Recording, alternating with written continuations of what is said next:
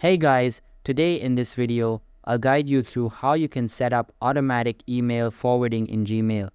Watch till the end to grab everything properly. Alright, so let's begin with the video.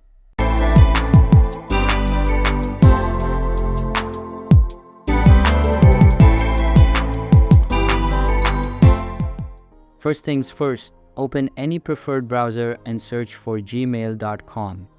After that, sign into your account and you will be redirected to the home page.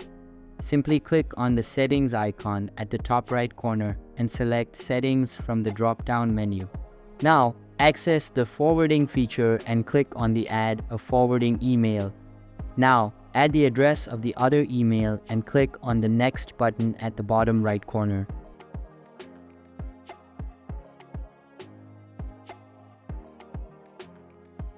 Then just click on OK.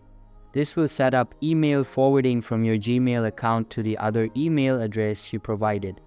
Any new emails that come into your Gmail inbox will automatically be forwarded to the other email account. So that's basically how you can set up automatic email forwarding in Gmail. So that's all for this video. Consider subscribing if you find it helpful, and I'll see you in the next one. Thanks.